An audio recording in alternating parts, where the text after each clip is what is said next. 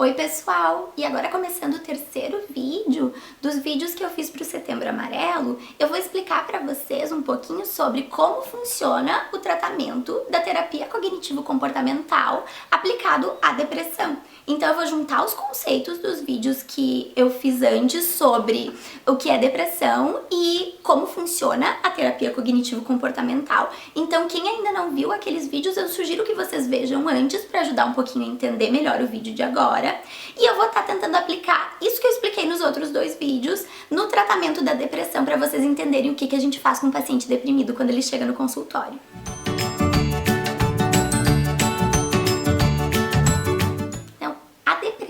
Na ótica da terapia cognitivo-comportamental, ela é um transtorno que gera muitas cognições negativas em quem está sofrendo de depressão. Essas pessoas elas começam a ter pensamentos mais negativos sobre as situações, o que faz com que elas costumem se sentir mais tristes, mais ansiosas ou mais irritadas nas situações e provocam comportamentos que muitas vezes trazem consequências indesejadas e acabam, inclusive, mantendo a depressão e reforçando esse processo de depressão.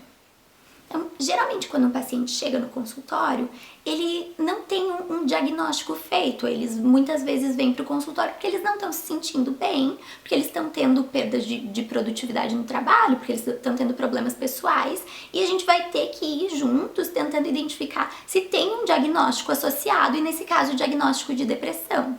Depois que a gente faz esse diagnóstico de depressão, a gente consegue fazer um plano de tratamento que inclui os métodos da terapia cognitivo-comportamental para depressão e as metas terapêuticas do paciente. Então, quais são as situações do dia a dia dele que mais estão sendo afetados pela depressão e que são mais importantes dele trabalhar para se sentir melhor. Então, a gente vai estar definindo metas terapêuticas e estratégias de como atingir essas metas, de como chegar lá nos objetivos que o paciente quer com a terapia. Bom, então nas sessões iniciais, o que a gente vai fazer é uma avaliação da demanda e dos objetivos do paciente e a gente vai formar um plano de tratamento para chegar até lá. E dentro desse plano de tratamento, muitas vezes pode envolver a utilização de medicações também para tratar da depressão. Muitas pesquisas elas mostram que a utilização de medicação e psicoterapia para o tratamento da depressão, as duas ao mesmo tempo associadas, costuma ter resultados muito mais positivos do que quando a gente faz só psicoterapia ou só medicação. Então, o método combinado de psicoterapia e medicação, ele é muito indicado na maioria dos casos. E a escolha e a avaliação da medicação precisam ser feitos por um médico psiquiatra. Então, isso eu não vou explicar direitinho para vocês como acontece, mas vocês podem estar pesquisando, conversando com psiquiatras que podem explicar para vocês melhor um pouco sobre a utilização da medicação. Bom, outras questões básicas para o tratamento de qualquer transtorno psicológico é as questões de autocuidado físico e autocuidado de si. A gente não pode esquecer que o nosso corpo e a nossa mente não são duas coisas separadas, a gente está falando da mesma coisa. Então, a gente precisa incluir bons hábitos alimentares, a gente precisa ter uma rotina saudável de exercício, a gente precisa estar fazendo atividades prazerosas, a gente precisa estar fazendo atividades sociais para que a gente se sinta bem como um todo. Então, tudo isso também é recomendado aos pacientes e aí vai ser feito pelo profissional mais indicado para cada situação. E dentro da terapia, algumas coisas que a gente vai fazer nesses casos de depressão a primeira coisa é algo que a gente chama de psicoeducação. Então a gente vai ter que explicar melhor para o paciente sobre como funciona a terapia em si e a depressão. Muitas vezes as pessoas acabam confundindo os sintomas do transtorno com quem elas mesmas são. Então as pessoas começam a achar que elas são preguiçosas, que elas são desmotivadas, que elas não têm interesse por evoluir no trabalho ou por fazer as atividades. Então a gente precisa ajudar as pessoas a entender o que é o transtorno, como ele se manifesta, para que ela possa entender que quando esses sintomas se manifestarem, não é algo da personalidade dela, não é algo rígido, é algo que é o transtorno falando e se manifestando e que pode ser mudado. A gente faz isso com vários métodos, por exemplo, com os vídeos que eu tô gravando, mas tem muitos livros, tem muito material que explica isso, e quanto mais conhecimento o paciente tem sobre ele mesmo, mais melhores resultados a gente consegue ter na terapia e melhor ele vai se sentir com ele mesmo, ele vai conseguir captar mais as situações em que estão ativando ele de alguma forma. Então a gente precisa ter autoconhecimento pra gente poder ajudar a nós mesmos a passar pelas situações. Então a primeira parte da terapia vai ser poder promover um pouco desse autoconhecimento. Bom, e tendo um paciente psicoeducado, entendendo um pouco sobre como funciona a depressão e como funciona a terapia cognitivo-comportamental, a gente pode estar começando a trabalhar mais diretamente em problemas do dia a dia e fazendo justamente aquela avaliação de processamento cognitivo, sentimentos e comportamentos e objetivos, consequências. Então a gente começa a ver situação por situação o que está acontecendo nessa situação que não está ajudando o paciente a suprir as necessidades emocionais dele e como que a gente consegue adequar esse processo para que a pessoa possa ter os resultados que ela deseja. Então a gente vai estar analisando as variáveis dessas situações e a gente vai estar pensando no que a gente consegue inserir, que outros pensamentos, que outro tipo de comportamento a pessoa pode estar tendo que ajude ela a ser mais suprida, que ajude ela a chegar mais perto possível dos objetivos que ela tem com aquela situação. Então, dando um exemplo de como é que a gente aplica isso nas situações. Digamos que eu sou uma paciente deprimida, que tá com uma baixa autoestima e tá tendo dificuldades nos estudos. Então, digamos que eu faço faculdade e eu tô indo muito mal nas minhas disciplinas da faculdade.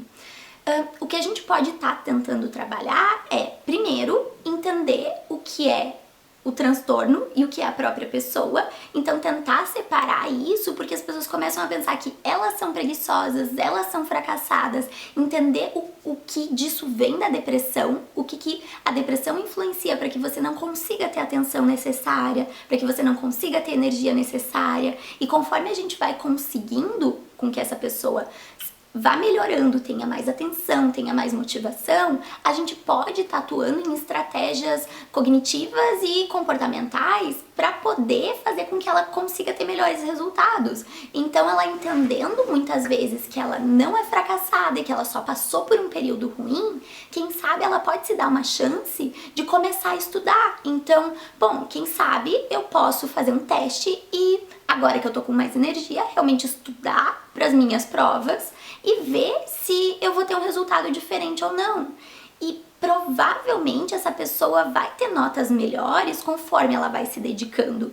E isso automaticamente vai reforçando o estudo, vai fazendo com que ela se sinta com mais energia e mais motivação para estudar, que vai trazendo mais resultados positivos e ao longo do tempo vai começando a gerar essa sensação de tipo, opa, então eu não sou fracassada, quem sabe eu possa ser inteligente, sabe? Então a gente vai conseguindo mudar as crenças das pessoas sobre elas mesmas e sobre as situações, conforme a gente vai conseguindo fazer com que elas se exponham às situações e com que elas tenham resultados diferentes.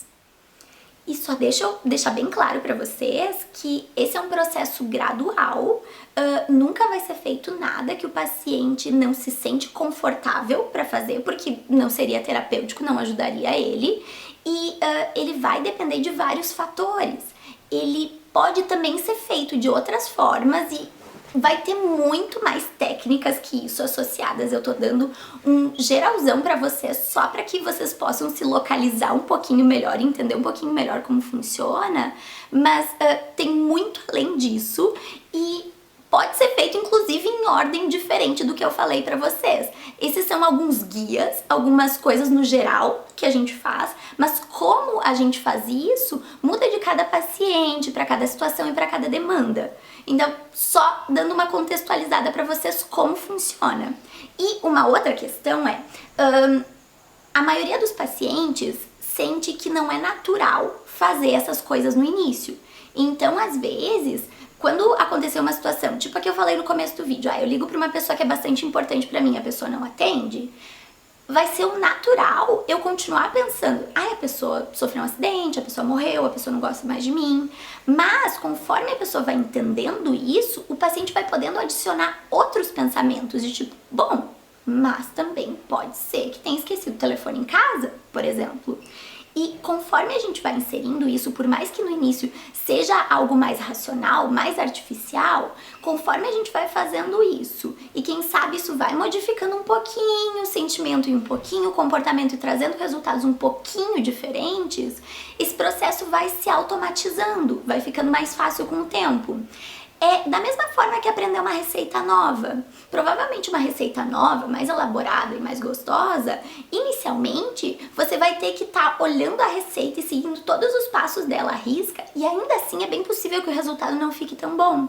Só que com o tempo, persistência e paciência, você vai aprendendo isso a ponto de essa receita estar automatizada e você não precisar mais olhar para ela, olhar para os guias da receita para estar podendo fazer esse prato e essa comida que você gosta.